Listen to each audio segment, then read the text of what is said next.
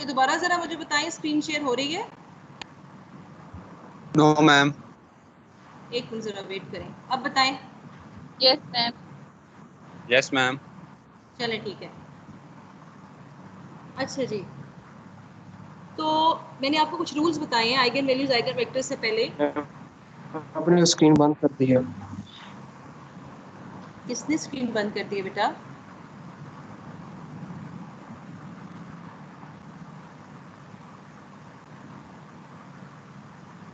Ma'am show हो रही है स्क्रीन आपकी।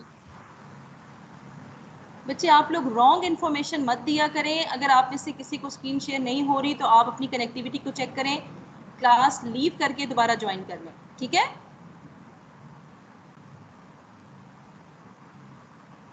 जी, is it okay? Yes ma'am. अच्छा Okay, अब ma'am. बताएं ये Yes, ma'am. अब आई होप कि आपको स्क्रीन शो हो रही है। Yes ma'am. यस अच्छा मैम, जी। शो हो रही है। अच्छा, पहला रूल मैंने अभी आपको बताया है कि आपने ये याद रखना है कि आप जिस मैट्रिक्स पे काम करने जा रहे हो, अभी जब आप एग्जांपल्स करेंगे तो आपको तब समझ आएगी कि हमने जो कोफिशिएंट मैट्रिक्स लेनी है, ठीक है? ये जो आपके पास यहाँ पर एक 2x2 की मैट्रिक्स आपको नजर आ रही है 6 3 4 7, इसको कोफिशिएंट मैट्रिक्स कहते हैं, ठीक है? ये स्केयर होना जरूरी है। नॉन स्केयर मैट्रिक्स के लिए दिस इज नॉट पॉसिबल कि हम आइगन वैल्यूज और आइगन वेक्टर्स कैलकुलेट कर सकें, पहला रूल। दूसरा रूल ये कि आपका आइगन वेक्टर कभी जीरो नहीं हो सकता, ठीक है? It must be non zero. अब हमने इन रूल्स को सामने रखकर हमने जो क्वेश्चन सॉल्व करने हैं उसमें हमारा मेन पर्पस या थीम हमारा क्या होगा? We are going to find out the eigen values and eigen vectors, ठीक है? ओके।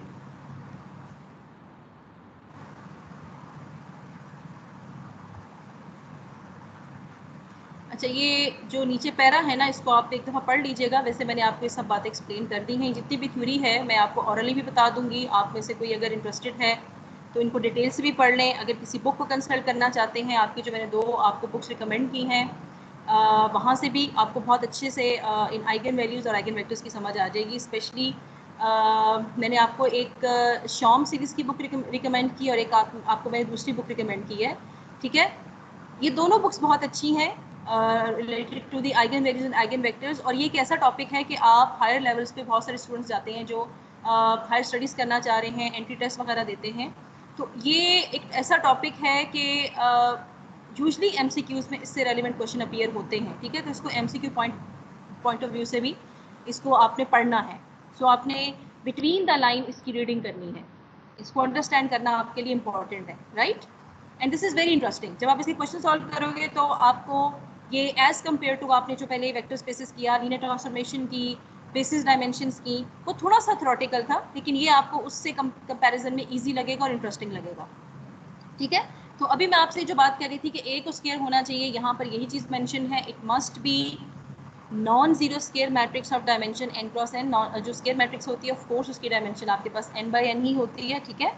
और इसकी स्टैंडर्ड फॉर्म हम AJK लिखते हैं। और जब भी आपने किसी भी प्रॉब्लम को आइगन वैल्यूज और आइगन वेक्टर्स के लिए सॉल्व करना है तो उसकी वेक्टर इक्वेशन या उसकी स्टैंडर्ड इक्वेशन जिस पे बेस करते हुए हमारा पूरा प्रॉब्लम सॉल्व होगा वो AX is equal to lambda x होती है। ये याद रखना है आपने। अब इसमें A क्या है? ये वही कोफिशिएंट मैट्रिक्स है जो अभी लास्ट स्लाइड में मैंने आपको बताई थी, that was a 2x2 matrix, ठीक है? और इसी के बारे में हम ये कह रहे हैं कि it should be a square matrix. x आपके पास एक कॉलम वेक्टर होगा। अगर आप गौर करें तो इस वेक्टर इक्वेशन की दोनों साइड्स पे x सेम है, ठीक है?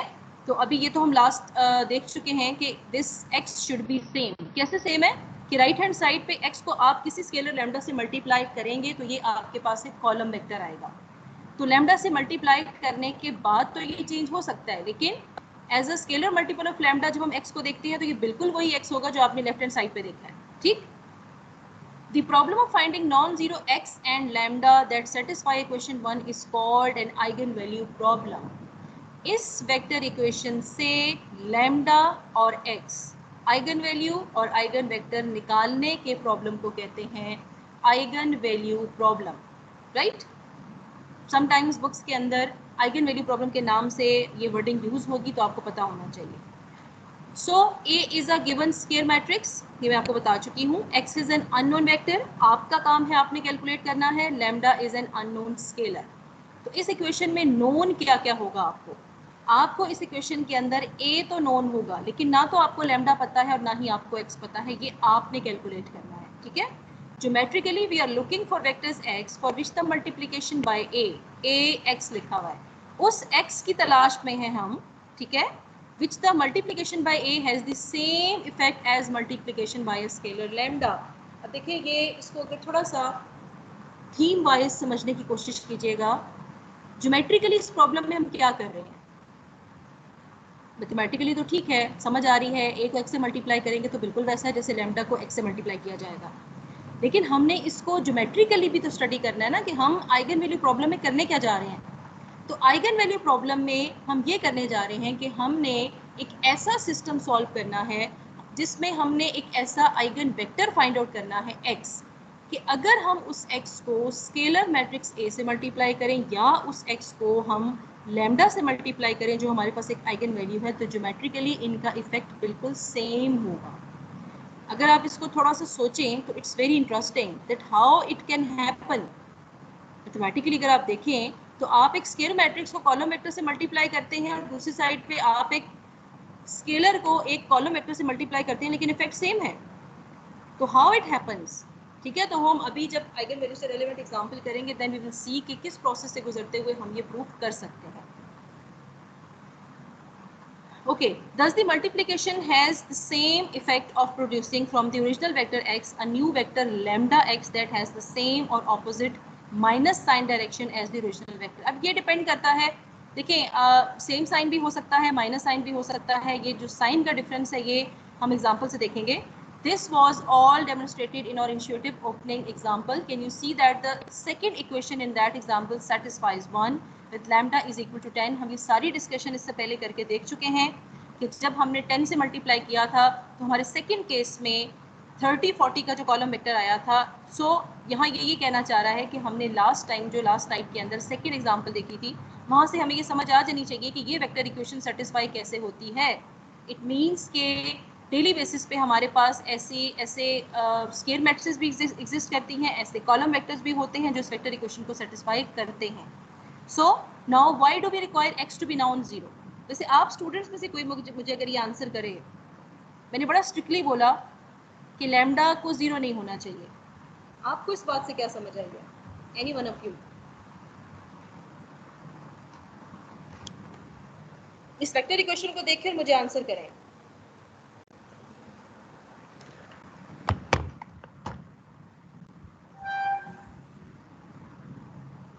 वैसे तो हमने जो पिछली एग्जांपल देखी थी मैम उसमें अगर हमने स्केलर जीरो होगा तो किसी भी चीज से मल्टीप्लाई करेंगे तो आंसर जीरो आ जाएगा।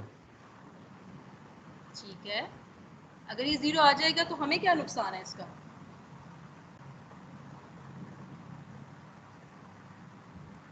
मैम वो नॉन जीरो स्केलर मैट्रिक्स है, इस वजह से हम जीरो नहीं कर सकते इसको। देखिए वो तो मैथमेटिकली अगर मैं लिखूं a into zero is equal to zero तो ये तो बात ही खत्म हो गई। फिर इसका इस बात से क्या ताल्लुक है कि a जीरो नहीं है तो नहीं होना चाहिए। अच्छा, आप एक इक्वेशन लिखते हो, फॉर एग्जांपल मैं आपसे कहूँ a b is equal to zero है, हम लिखते हैं ना a is equal to zero और b is equal to zero, लिखते हैं या नहीं?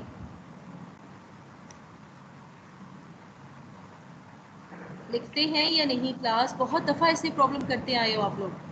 a इंटू जीरो जैसे ये लिखा है, हम बहुत सारी ऐसी इक्वेशन सॉल्व करते हैं जहाँ पे लिखा होता है फॉर एग्जांपल, ठीक है, तो आपने लिखा है a into zero is equal to zero. Left hand side को देखें, आप यहाँ a इंटू जीरो लिख रहे हो, मुझे क्या लिखना चाहिए? आइदर a इज जीरो और जीरो इज जीरो, जीरो तो खुद ही जीरो है, ठीक है, तो इसका मतलब है कि a को जीरो होना चाहिए। तो ओरिजिनली तो मैं ये कह रही हूँ कि मेरा a जो स्केलर मैट्रिक्स है, जो जिसको हम स्केलर मैट्रिक्स कह रहे हैं, ये तो नॉन जीरो है, ठीक है। आप एक दो स्टूडेंट्स ने भी जस्टिफिकेशन दी थी, उनकी जस्टिफिकेशन बिल्कुल ठीक है कि चूंकि हमारे पास a मैट्रिक्स एक नॉन जीरो है तो हम अगर हम x को जीरो कर देते हैं तो एवरीथिंग विल वैनिश। लेकिन इसकी मैथमेटिकल जस्टिफिकेशन ये है कि a इंटू जीरो जब आप लिखते हो तो आप इसके लिए जिस तरह हम रूट्स कैलकुलेट करते हैं तो हम कहते हैं कि आइदर a जीरो और b जीरो, जीरो तो ऑलरेडी जीरो है, तो what about a must should not be equal to zero. So इस वजह से अगर हम कॉलम वेक्टर को जीरो ले लेंगे तो ये हमारी वेक्टर इक्वेशन को सेटिस्फाई नहीं करता है, ठीक है। So we introduce more terminology, a value of lambda for which one has a solution x is not equal to 0. अब हम जिस सिस्टम की तरफ जा रहे हैं वहाँ हम ये सपोज कर रहे हैं, अब यहाँ ये कहना चाहिए कि ये हम रिस्ट्रिक्शन लगा रहे हैं कि आइगन वेक्टर को 0 नहीं होना चाहिए. सो आप किस आइगन वैल्यू की सर्च में हो, आप कौन सी आइगन वैल्यू चाहते हो अपने प्रॉब्लम के लिए, ऐसी आइगन वैल्यू जो आपको आइगन वेक्टर नॉन ज़ीरो दे. ठीक है. अब जो आपके पास आइगन वैल्यू है उसके लिए एक और नाम भी हम यूज़ करते हैं, कैरेक्टरिस्टिक वैल्यू भी इसको कहते हैं. इसी तरह से जो आपके पास आइगन वेक्टर होता है उसको हम कैरेक्टरिस्टिक वेक्टर भी कहते हैं, या फिर हम कहते हैं this is the corresponding eigen vector for और आइगन वैल्यू. अच्छा, बाकी ये एक्सप्लेनेशन है कुछ स्पेक्ट्रल रेडियस के बारे में है, ये एडिशनल इन्फॉर्मेशन है, ये आप लोग पढ़ लीजिएगा. ठीक है. अगर इसमें से आपको कोई प्रॉब्लम है, समझ ना आई तो आप पूछ लेना. ये एडिशनल इन्फॉर्मेशन है related to the eigen value problem. अच्छा, अब आ जाए जी एग्जांपल्स पे. How to find eigen values and eigen vectors. अच्छा, आपके सामने एक 2x2 की मैट्रिक्स है. सबसे पहले 2x2 से स्टार्ट करते हैं, सबसे सिंपल प्रॉब्लम होगा, फिर हम 3x3 पे चले जाएंगे and up to so on. 2x2 का आपके सामने एक प्रॉब्लम है. स्क्वायर होना चाहिए, ऑब्वियसली नॉन स्क्वायर है तो हम तो प्रोसीड कर ही नहीं सकते. ठीक है. कि आपके सामने एक स्क्वायर मैट्रिक्स लिखी है, इसकी हमने आइगन वैल्यूज भी कैलकुलेट करनी है, आइगन वेक्टर्स भी कैलकुलेट करने हैं. स्टेप बाय स्टेप इसको देखिएगा. सबसे पहले आइगन वैल्यूज आती हैं, फिर आइगन वेक्टर आते हैं. ठीक है. पहले आइगन वैल्यूज आती हैं, फिर हम कहते हैं now we have to find out the corresponding eigen vectors.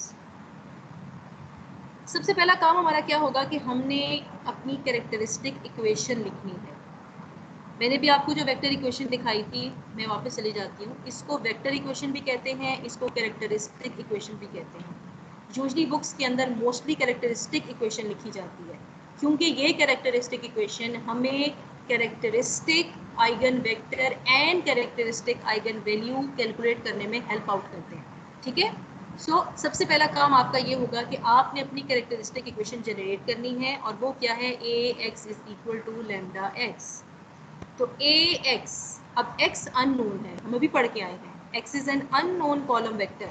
तो अगर आपके पास 2x2 की एक स्क्वायर मैट्रिक्स आपको गिवन है, तो लॉजिकली आप पहले सिस्टम ऑफ लीनियर इक्वेशंस पढ़ के आए हैं, आपको बहुत अच्छे से पता है कि अगर मैं एक स्क्वायर मैट्रिक्स को इस कॉलम वेक्टर से मल्टीप्लाई करूंगी तो मेरे पास राइट हैंड साइड पे भी इसी ऑर्डर का कॉलम वेक्टर आएगा. मेरे पास और कोई ऑप्शन नहीं है अनलेस कि मैं इनको इस तरह से लिखूं कि अगर मेरे पास 2x2 की स्क्वायर मैट्रिक्स है तो मेरे पास कॉलम वेक्टर 2x1 का होना चाहिए. 2x1 का मतलब है 2 रोज और 1 कॉलम होना चाहिए. ठीक है. तो मेरी कैरेक्टरिस्टिक इक्वेशन क्या है, ए एक्स, ए मुझे गिवन था, मैंने लिख दिया, पुट कर दिया यहाँ. एक्स मुझे लेना चाहिए x1 x2 is equal to lambda. Lambda मुझे नहीं पता, हम कैलकुलेट करने जा रहे हैं, और उसके साथ वही कॉलम वेक्टर दोबारा, क्योंकि ये A X is equal to lambda X होता है, एक्स दोनों साइड्स पे सेम है, तो एक्स कॉलम वेक्टर आपके पास है x1 एंड x2. ठीक है. तो कैरेक्टरिस्टिक इक्वेशन तो हमने बना ली, अब इस पे हमें वर्किंग करनी है. यहाँ जो आपने कैरेक्टरिस्टिक वेक्टर या eigen vector x1 x2 suppose किया है, इसके कंपोनेंट्स कैलकुलेट करना हमारा मेन पर्पस होगा. But first we have to find out the eigen value, जिसको हमने यहाँ पे लैम्डा का नाम दिया. अच्छा, अब सिस्टम ऑफ लीनियर इक्वेशंस आप सॉल्व करते आए हैं, आपको बहुत अच्छे से पता है कि ये कैरेक्टरिस्टिक इक्वेशन से मैं सिस्टम ऑफ 2 लीनियर इक्वेशंस कैसे बनाऊंगी. सिंपली आपने मल्टीप्लाई करना है, जिस तरह से आप एक स्क्वायर मैट्रिक्स को कॉलम वेक्टर से मल्टीप्लाई करेंगे, और राइट हैंड साइड पे आपने कंपेयरिंग कोफिशिएंट्स करना है, दोनों साइड्स का कंपैरिजन करना है. ये 2 इक्वेशंस आपके पास आ जाएंगी इन कंपोनेंट्स. ये जो आप पहली इक्वेशन लिखते हो ये तो आपकी वेक्टर इक्वेशन है ना, कंपोनेंट्स में तो आप इसको सिंप्लीफाई करके लिखते हो. अब ये एक सिस्टम आ गया. देखिए, हम सिस्टमेटिकली हर टॉपिक को पढ़ते हैं. हमने सिस्टम ऑफ लीनियर इक्वेशन से स्टार्ट किया, वेक्टर स्पेसिस पे आए, उसके बाद हमने उसके बहुत सारे और टॉपिक्स किए, फिर अब हम आगे हैं आइगन वैल्यूज और आइगन वेक्टर्स पे. इसकी कोई रीज़न है. देखिए, मैं अगर आइगन वेक्टर्स पहले पढ़ाऊंगी तो सिस्टम ऑफ लीनियर इक्वेशंस नहीं पढ़ा होगा तो आपको ये समझ नहीं आएगा. तो अगर आपको सिस्टम ऑफ लीनियर इक्वेशंस के नो हाउ है तो आपको समझ आएगी कि ये जो सिस्टम यहाँ पर लिखा गया है इसको सॉल्व कैसे करना है. तो आई होप कि हमने सिस्टम ऑफ लीनियर इक्वेशंस को बहुत अच्छे से अटेम्प्ट किया है, इसमें कोई डाउट नहीं होना चाहिए. और ये तो बहुत ही सिंपल सा सिस्टम है. आपके पास यहाँ पे सिर्फ 2 अननोन्स हैं, 2 ही आपके पास इक्वेशंस हैं. आप इनको सिंप्लीफाई करोगे, आप चाहें तो आपके जो एफएससी लेवल पे जो ओल्ड मेथड्स होते थे, 3 मेथड्स हम करते थे, comparison method, cancellation method, substitution method. और आपको ये भी याद है कि वो मैक्सिमम 3 इक्वेशंस के लिए हम करते थे, कभी 4 के लिए हमने नहीं किया था, क्योंकि 3 से एक्सीड जब करते थे तो ये मेथड्स हमें लेंथी कैलकुलेशंस देते थे, ठीक है। फिर अब हम आए हायर लेवल्स के ऊपर आए, तो हमने देखा कि हमने वो सारे ओल्ड मेथड्स को इग्नोर कर दिया, हम आगे एचलन फॉर्म पे, जिसको मॉडिफाइड फॉर्म में कहा जाता है गॉस एलिमिनेशन मेथड, ठीक है। गॉस एलिमिनेशन मेथड का और कुछ मतलब नहीं होता, बस इसको एक नाम दे दिया है, जिसको हम बैक सब्स्टिट्यूशन मेथड भी कहते हैं। असल पर्पस इस मेथड का ये होता है कि ये एचलन फॉर्म पे वर्किंग करता है। तो आप कह लें कि वही एफएससी में जो काम हम करते थे, सब्स्टिट्यूशन, कंपैरिजन, कैंसिलेशन, उसको अगर मैं एक मॉडिफाइड मॉडर्न नाम दे दूं तो उसको मैं कहूँगी now this is Gauss elimination method, जिसमें टेक्निक हम यूज़ कर रहे हैं एचलन फॉर्म में रिड्यूस करने के लिए, ठीक है। ओके, अब ये देखें यहाँ जो प्रेजेंट आपके पास प्रॉब्लम है, इसको हमने डायरेक्ट वही ओल्ड मेथड से कर लिया। कंपैरिजन से आप x1 की वैल्यू निकालें, एक क्वेश्चन में दोनों दूसरे में पुट कर दें। आप चाहें तो आप किसी एक स्केलर से फर्स्ट इक्वेशन को मल्टीप्लाई करें, किसी और स्केलर से सेकंड इक्वेशन को मल्टीप्लाई करें, ऐड करें, सेपरेट करें, जो आपको कैंसिलेशन पॉसिबल लगती है। उसके बाद आपके पास ये क्वेश्चन आ जाएगी जो आपको यहाँ पे नजर आ रही है, ठीक है। अच्छा, अब देखें इस इक्वेशन को इस तरह से सिंप्लीफाई करके हमने क्यों लिखा है। देखिए, आपने बेसिकली एक होमोजीनियस सिस्टम बनाना है अपनी इन दो इक्वेशन से, ये समझ लें। होमोजीनियस सिस्टम क्यों बनाना है ये भी मैं आपको नेक्स्ट स्लाइड पे बताती हूँ कि ये होमोजीनियस सिस्टम होना क्यों ज़रूरी है। तो होमोजीनियस सिस्टम बनाने के लिए मुझे क्या करना पड़ेगा कि मुझे लेफ्ट हैंड साइड पे एंटायरली ज़ीरो लिखना होगा। तो क्या है, लेफ्ट हैंड साइड पे जो कुछ था हम उसको, सॉरी राइट हैंड साइड पे जो कुछ है हम उसको लेफ्ट हैंड साइड पे ले गए। अब यहाँ पर जब मैंने कोफिशिएंट्स को कंपेयर किया, x1 के कोफिशिएंट में जो कुछ आ रहा था वो लिख दिया, x2 के कोफिशिएंट को लिख दिया, सेकंड इक्वेशन में x1 के कोफिशिएंट को अलग कर लिया, x2 के कोफिशिएंट को अलग कर लिया। बहरहाल मेरे पास इसके बाद जो फाइनली सिस्टम बना है वो एक होमोजीनियस सिस्टम है। इसको होमोजीनियस सिस्टम बनाने का पर्पस मेरा ये था कि मुझे यहाँ तक पहुँचना था, a minus lambda I into x is equal to 0। ये एक होमोजीनियस सिस्टम है और ये जो आपको यहाँ पर नज़र आ रही है ये भी वेक्टर इक्वेशन है। अब आप लोग ये सोच रहे होंगे कि ये लैम्डा के साथ आई कहाँ से आ गया। अगर मैं आई ना लिखूँ, आप उससे मुझे कोई बताएगा कि क्या फ़र्क पड़ेगा इससे।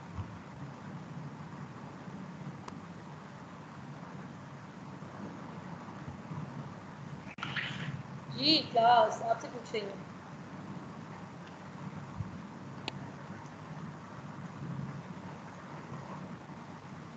मैम आई वो स्पेसिफिक मल्टीपल होगा जिसके साथ मतलब हम मल्टीप्लाई करेंगे दोनों को तो वो लैम्डा बन जाएगा।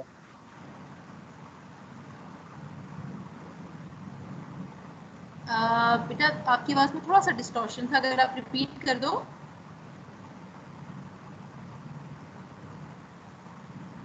जी बेटा आप अपना आंसर रिपीट कीजिए। मैम जी जी बोलें। मैम पहले हमने पढ़ा था कि जो एक बंदा हमारे पास 10, मेरे ख्याल से वो वही मतलब मल्टीपल हमने ढूंढना होता है कि किस फर्स्ट नंबर से मल्टीप्लाई करें दोनों को तो आई की वैल्यू हमारे पास आ जाए। ठीक है बेटा, लेकिन आप थोड़ा प्रीवियस कॉन्सेप्ट से रेलेवेंट बात कर रहे हो, आप वेक्टर इक्वेशन की बात कर रहे हो। मैंने उस वेक्टर इक्वेशन को एक नई इक्वेशन में रिड्यूस कर दिया। मैं आपसे ये पूछ रही हूँ कि ये ब्रैकेट में जो सेकंड टर्म लिखी हुई है लैम्डा के साथ मैंने एक आई लिखा है, मैं आपसे ये पूछ रही हूँ कि अगर इस आई को मैं यहाँ ना लिखूँ तो मुझे इससे नुकसान क्या होगा। मैम फिर हमें सब आई के साथ ये होगा ना कि मैट्रिक्स इक्वल हो जाएगा, आइडेंटिटी मैट्रिक्स होता है वो लैम्डा बन जाएगा और फिर हमारी सब्ट्रैक्शन से ये वाली इक्वेशन आ जाएगी। वो तो ठीक है, लेकिन अगर मैं आई हटा दूंगी तो मुझे क्या नुकसान है। मैम लैम्डा सिर्फ एक वेक्टर है, मतलब वो ए जो है वो पूरा मैट्रिक्स है और लैम्डा एक स्केलर आ जाएगा सिर्फ। यस, इस तरह सब्ट्रैक्शन। वेरी गुड आंसर जी। अगर हम सिर्फ लैम्डा लिखेंगे तो वेक्टर इक्वेशन तो नहीं बनेगी ना। तो ऐसे नहीं है कि मैं वेक्टर में से स्केलर माइनस नहीं कर सकती, मैट्रिक्स में से स्केलर माइनस नहीं होता, मैट्रिक्स में से मैट्रिक्स माइनस होती है। तो अगर मैं किसी स्केलर को आइडेंटिटी से मल्टीप्लाई कर भी देती हूँ तो क्या फ़र्क पड़ता है, ठीक है। मैथमेटिकली तो ये लैम्डा ही रहेगा ना, क्योंकि आइडेंटिटी मैट्रिक्स की प्रॉपर्टी क्या होती है, आप इसको किसी भी मैट्रिक्स से मल्टीप्लाई करें तो ये इटसेल्फ दोबारा आपको वही मैट्रिक्स का आंसर कर देगी, ठीक है। Identity to some matrix is again equal to the same matrix. तो इससे हमें कोई फर्क नहीं पड़ा अगर हम इसको लैम्डा आई लिख दें, लेकिन हमारे लिए लिखना बहुत ज़रूरी है क्योंकि इसके बगैर काम नहीं चलेगा, फिर ये वेक्टर इक्वेशन नहीं बनेगी, ठीक है जी। अच्छा, अब हमने इसको एक वेक्टर इक्वेशन बनाना है, इसके बाद हमने प्रोसीड करना है। अब देखें, आपके पास ए भी आपको गिवन है, लेमडा इंटू आई क्या है कि आइडेंटिटी मैट्रिक्स आपने चूज करनी है 2x2 की, जो आपका ऑर्डर ए मैट्रिक्स का होगा वही ऑर्डर आपका आई का भी होना चाहिए। तो आई क्या होगा 1 0 0 1, ठीक है। तो आपने a माइनस लेमडा आई कर लेना है। आप इसको कैलकुलेट करके देखिएगा, आपके पास यही मैट्रिक्स बनेगी। a में से सब्ट्रैक्ट कर देना है आइडेंटिटी मैट्रिक्स को लेमडा से मल्टीप्लाई करके। अगर मैं आइडेंटिटी को लेमडा से मल्टीप्लाई करूंगी तो मेरी मैट्रिक्स बनेगी लेमडा 0 0 लेमडा। जहाँ जहाँ 1 होगा वो लेमडा से मल्टीप्लाई हो जाएगा, 0 एंट्रीज में तो कोई फर्क नहीं पड़ने वाला, ठीक है। तो बहरहाल ये आपके पास मैट्रिक्स बन गई है। अब ये जो मैट्रिक्स आपके पास लिखी हुई है, दिस इज, अगर मैं इसको a माइनस लैम्डा आई को थोड़ी देर के लिए कोई b मैट्रिक्स कह देती हूँ, लेट्स से, तो ये लिखा हुआ है bx इज इक्वल टू 0। अब मुझे ये बताएं कि ये नीचे डिटर्मिनेंट क्यों लिया है हमने। ये bx इज इक्वल टू 0 बन गया, डिटर्मिनेंट क्यों लिया है?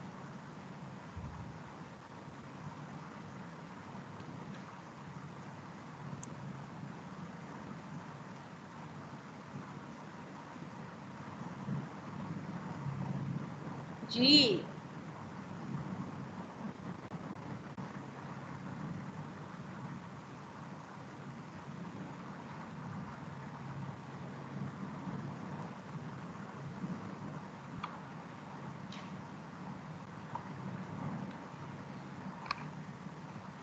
Any student?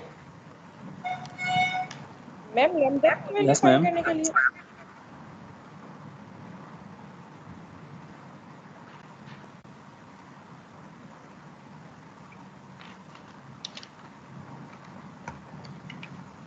जी बोलें।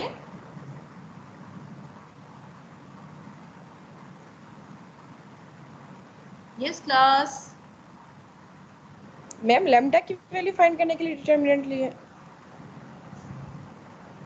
लेकिन मुझे किसने बताया कि मुझे डिटर्मिनेंट लेना चाहिए? मुझे कॉन्सेप्ट भी तो पता होना चाहिए ना, इसकी लॉजिक है। बगैर किसी वजह की नहीं हमने यहाँ पे डिटर्मिनेंट ले लिया।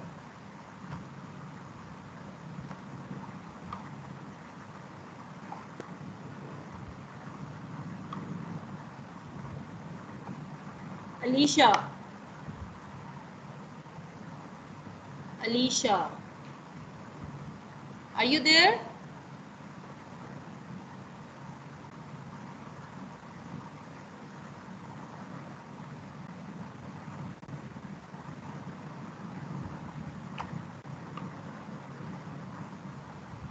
Ahmad Rafe,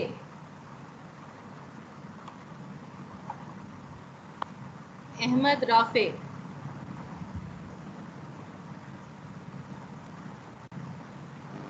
Yes, ma'am. Yes, ma'am. जी अहमद, मैंने क्या क्वेश्चन किया अभी? मैम मेरा नेट स्लो चल रहा है थोड़ा सा। जी बेटा, मैं दोबारा पूछ देती हूँ। मैंने आपसे ये Yes, पूछा ma'am. है कि अभी हमने यहाँ पर एक इक्वेशन लिखी है, आप मुझे बता सकते हो कि अभी इस नेक्स्ट स्टेप में मैं इसका डिटर्मिनेंट क्यों ले रही हूँ, a माइनस लैम्डा आएगा, क्यों ज़रूरी है डिटर्मिनेंट लेना और फिर उसको जीरो के इक्वल पुट भी करना? कहाँ से पता चला मुझे कि मुझे ये स्टेप करना चाहिए?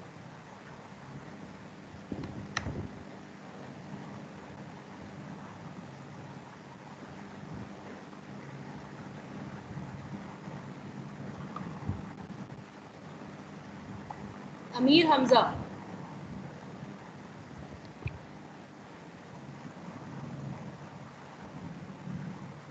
अमीर हमजा,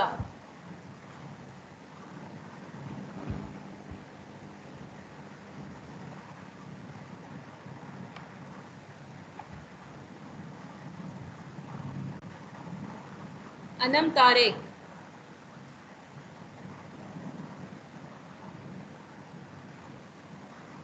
अनम तारिक,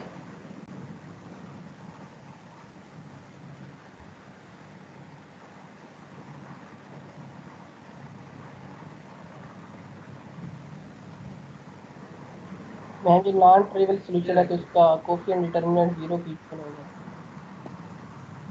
जी डिटर्मिनेंट क्यों जीरो होना चाहिए?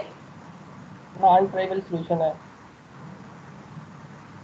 नॉन ट्रिवियल सोल्यूशन है या होना चाहिए? इनमें बड़ा फर्क है बेटा। होना चाहिए। ठीक है जी, बड़ी मेहरबानी। ठीक है, अच्छा ये जिन जिन स्टूडेंट्स ने मुझे रिस्पॉन्ड नहीं किया ना,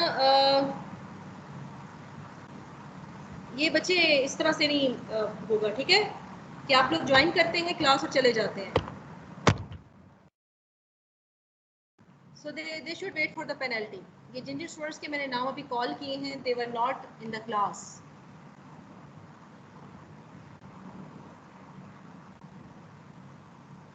ओके क्लास, हमने सिस्टम ऑफ लीनियर इक्वेशंस पढ़ते हुए मैंने आपको बार बार एक बात समझाई थी। कंसिस्टेंसी क्राइटेरिया मैंने आपको बताया था, और ये छोटे छोटे कॉन्सेप्ट्स हैं जो आप लोगों को बिल्कुल भूल चुके हैं, और उनकी वजह से ये सिंपल सी एग्जांपल है जिस पे इतना टाइम लग रहा है। हमने कंसिस्टेंसी क्राइटेरिया में क्या पढ़ा था? अगर आपके पास एक होमोजीनियस सिस्टम है ax इज इक्वल टू 0, अगर मेरे पास a का इन्वर्स एग्जिस्ट करेगा तो ये मुझे ट्रिवियल सोल्यूशन दे देगा। ट्रिवियल सोल्यूशन का मतलब है x 0 आ जाएगा, जो मुझे अपने आइगन वैल्यू प्रॉब्लम में नहीं चाहिए। ये मैं आप लोगों से पूछूंगी नेक्स्ट लेक्चर में। I am telling you very clear, and this is a very important point जो आपसे किसी भी स्टेज पे पूछा जा सकता है। आप आइगन वैल्यू प्रॉब्लम में बात करते हो कि हमें जो सोल्यूशन चाहिए that must be non trivial. Consistency criteria ये कहता है कि अगर आपके पास एक सिस्टम है ax is equal to 0, a का इन्वर्स अगर आपने कैलकुलेट कर लिया, आपका डिटर्मिनेंट नॉन जीरो हो गया, तो आपका x ट्रिवियल हो जाएगा, यानी x 0 आ जाएगा, जो कि हमें नहीं चाहिए। हमें नॉन जीरो सोल्यूशन चाहिए। हमने अभी बात की है कि हमारा आइगन वेक्टर 0 नहीं हो सकता, तो फिर इसी का ऑपोजिट बिहेवियर क्या होना चाहिए कि मेरा डिटर्मिनेंट 0 होना चाहिए, मेरी कोफिशिएंट मैट्रिक्स का इन्वर्स नहीं एग्जिस्ट करना चाहिए। तो अगर मुझे किसी मैट्रिक्स के लिए ये बात करनी है कि मुझे उसका इन्वर्स एग्जिस्ट नहीं करवाना, तो मुझे उसके डिटर्मिनेंट को 0 करना पड़ेगा। सो हमने कंसिस्टेंसी क्राइटेरिया के एक फेमस रूल को, जिसको बेसिकली आप कह सकते हैं this is one of the major theorem of the consistency criteria, कि हमें इसके डिटर्मिनेंट को 0 करना पड़ेगा। तो अब यही पैटर्न आप अपने आगे फर्दर सब क्वेश्चंस के लिए याद रख लें कि आपने जब भी आइगन वैल्यू कैलकुलेट करनी है, तो ये आपकी जो वेक्टर इक्वेशन है, इस वेक्टर इक्वेशन पे अभी मैंने आपको जो एक्सप्लेनेशन दी है वो कॉन्सेप्ट यूज करते हुए आप इसका डिटर्मिनेंट लेते हो, डिटर्मिनेंट को आप इक्वल टू 0 पुट करते हो, आपके पास एक इक्वेशन बनेगी। अगर आपकी 2x2 मैट्रिक्स है ए मैट्रिक्स, तो आप इसको क्वाड्रेटिक फार्मूला से कर सकते हो, आप कंप्लीटिंग स्क्वायर कर सकते हो, आप यहाँ पे फैक्टराइजेशन कर सकते हो। आपकी जब 3x3 की मैट्रिक्स आएगी तो हमें सिंथेटिक रूल की ज़रूरत पड़ेगी। तो ये डिपेंड करता है प्रॉब्लम पे, यहाँ से आपके पास लैम्डा की वैल्यूज निकलेंगी। रिमेंबर दैट हम एक बहुत फेमस कैलकुलस में थ्योरम करके आए हैं about the roots of a polynomial, और वो रूल हमें ये कहता है कि आपके पोलिनोमियल की जितनी डिग्री होती है उतने ही रूट्स निकलना ज़रूरी है। अगर आपकी पोलिनोमियल की हाईएस्ट पावर, आपके पोलिनोमियल में जो आपका वेरिएबल है जो कि यहाँ पे लैम्डा है, अगर उसकी हाईएस्ट पावर आपके पास 2 है तो आपके रूट्स 2 या 2 से ज़्यादा निकलने चाहिए। अगर उसकी हाईएस्ट पावर 3 है तो 3 या 3 से ज़्यादा निकलने चाहिए, लेकिन उससे कम की कोई गुंजाइश नहीं है। ठीक है, तो इसका मतलब है लॉजिकली यहाँ आपके पास जो लैम्डा की वैल्यू निकलेगी वो 2 होनी चाहिए। आप इसको कैलकुलेट कीजिएगा क्वाड्रेटिक रूल से, जो भी आपको यहाँ पे सूटेबल लगता है। तो आपके पास ये 2 वैल्यूज आती हैं -1 और -6। ठीक है जी, अब स्टेप हमने कर लिया, 50% काम हमारा हो गया। वो क्या था? आइगन वैल्यू कैलकुलेट करना। अब चलते हैं आइगन वेक्टर कैलकुलेट करने की तरफ। ठीक है, तो आइगन वेक्टर कैलकुलेट करने के लिए हमने क्या करना है? सबसे पहले एक आइगन वैल्यू उठाएं, पहली, आपकी मर्जी, आप लैम्डा 2 पे पहले काम कर ले, लैम्डा 1 पे काम कर ले। पहली उठाई वैल्यू लैम्डा 1 जो कि -1 है।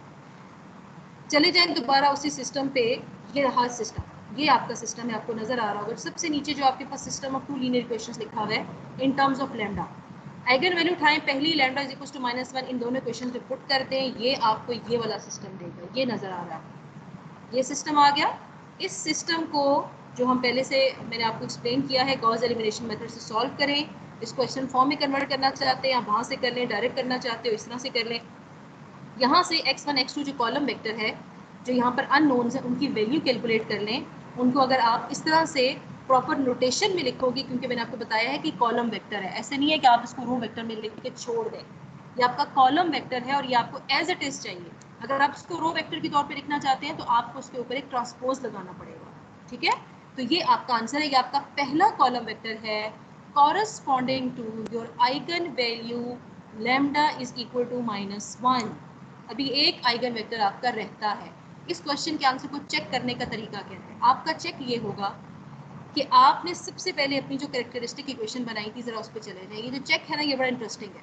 ये आपकी कैरेक्टरिस्टिक इक्वेशन थी ax is equal to lambda x. यहाँ पुट करके आपने आज की जो आइगन वैल्यूज़ की जो पहली स्लाइड थी, मैं वहाँ भी आपको ले जाती हूँ। यहाँ जो मैंने आपको बात समझाई थी सेकंड सिस्टम के अंदर, ये वेरीफाई करेगा कि हम ठीक काम कर रहे हैं। कैसे? आपने आइगन वेक्टर कैलकुलेट किया, आप उसको अपनी इस आइगन वैल्यूज़ के लिए जो हमारी वेक्टर इक्वेशन होती है ना, यहाँ सब्स्टिट्यूट करें। ये देखें स्लाइड पे हमने ये काम किया है, ये सब्स्टिट्यूट करें। आपका आंसर होना चाहिए ax1 लेफ्ट हैंड साइड पे जो आपके पास आप स्क्वायर मैट्रिक्स को इस आइगन वेक्टर से मल्टीप्लाई करेंगे, इसको सेम होना चाहिए अगर आप लैम्डा को इसी x1 से मल्टीप्लाई करें। तो आप देखिए जब आप इसको मल्टीप्लाई करेंगे तो भी -1 -2 कॉलम वेक्टर बनेगा। अगर आप राइट हैंड साइड को सॉल्व करेंगे तो भी यही कॉलम वेक्टर बनेगा। अगर ये प्रूव हो जाता है तो उसका मतलब आपकी कैलकुलेशन ठीक है, नहीं अगर ये प्रूव होता तो आपने कहीं गलती की। अब आ जाए जी दूसरी आइगन वैल्यू पे। दूसरी आइगन वैल्यू आपने उठाई, दोबारा आप उसी सिस्टम पे गए, ठीक है। मेरे ख्याल से मुझे ज़रूरत नहीं है कि मैं फिर से वही सारी बातें रिपीट करूँ। इफ़ यू से आई कैन रिपीट, ठीक है। अच्छा, अब आपने दूसरी आइगन वैल्यू ली, आपने दोबारा से अपने सिस्टम को जनरेट किया, आपके पास -6 वैल्यू थी और ये आपके पास अगेन आप इसको गॉस एलिमिनेशन से करें, आप इसको डायरेक्ट कर लें, सब्स्टिट्यूशन कर लें, कैंसिलेशन कर लें, कंपैरिजन कर लें, तो आपके पास दूसरा आइगन वेक्टर निकल आया है 2 - 1। दैट इज सिस्टम से बेसिकली आपको क्या चाहिए था, x1 x2, ठीक है। तो 2 - 1 आपके पास एक आइगन वेक्टर आ चुका है corresponding to your eigenvalue lambda 2 is equal to -6, ठीक है। अच्छा, इसको सॉल्व करें अगेन अपने चेक के लिए, ठीक है। आप चेक करके देख सकते हैं कि आपके पास अगर दोनों साइड्स पे यही कॉलम वेक्टर -12 6 आ रहा है, मीन्स कि आपकी कैलकुलेशंस करेक्ट है, ठीक है जी। सो इससे हमें क्या पता चला कि हम अपने आइगन वैल्यू प्रॉब्लम को वेरीफाई कर सकते हैं, चेक कर सकते हैं थ्रू दिस मेथड जो कि अभी हमने यहाँ पर किया है। आप देख सकते हैं कि सबसे पहले मैं एक दफ़ा रिपीट कर रही हूँ, चेक तक हम दोबारा जाते हैं। आपको स्क्वायर मैट्रिक्स दी जाएगी, आपका काम क्या है, आपने सबसे पहले एक कैरेक्टरिस्टिक इक्वेशन बनाई ax is equal to lambda x. वो बनाने के बाद आपने यहाँ से इसको कंपोनेंट्स में रिजॉल्व कर दिया। कंपोनेंट्स में रिजॉल्व करने के बाद इसको होमोजीनियस सिस्टम बना लें। होमोजीनियस सिस्टम बनाना इसलिए ज़रूरी है कि हमने a minus lambda into x is equal to 0 की इक्वेशन के फॉर्मेट में इसको लिखना था।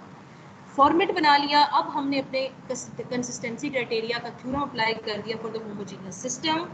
वो हमने अप्लाई करने के बाद यहाँ से अपनी आइगन वैल्यूज़ कैलकुलेट करनी depending upon the highest power of और पोलिनोमियल। ये करने के बाद जब हमारे पास आइगन वैल्यूज आ जाती हैं तो next work is that we have to find out the corresponding eigenvector. हमने आइगन वेक्टर कैलकुलेट किए, वो कैलकुलेट करने के लिए बारी बारी अपनी आइगन वैल्यूज़ को उठाएं, आइगन वैल्यू को पुट करें अपने मेन सिस्टम के अंदर, वहाँ से आप गॉस एलिमिनेशन मेथड लगाएं और x1 x2 की वैल्यूज़ कैलकुलेट करें to find out the corresponding eigenvector. जब आपका आइगन वेक्टर आ जाए तो आप चेक के लिए इसको वेरी फर्स्ट जो आपकी कैरेक्टरिस्टिक इक्वेशन होती है दिस वन, ये जो आपकी वेरी फर्स्ट कैरेक्टरिस्टिक इक्वेशन होती है जिसको यूँ भी लिखा जाता है, ये ब्लू बॉक्स के अंदर जो कैरेक्टरिस्टिक इक्वेशन लिखी हुई है ax is equal to lambda x, ठीक है, इसकी बात कर रहे हैं। आप करें, चेक करें, लेफ्ट हैंड साइड अगर राइट हैंड साइड की इक्वल आ जाती है तो उसका मतलब है कि आपकी अटेम्प्ट बिल्कुल ठीक है। जी क्लास, आप में से अगर किसी को कोई भी बात यहाँ से समझ नहीं आई तो यू कैन आस्क मी।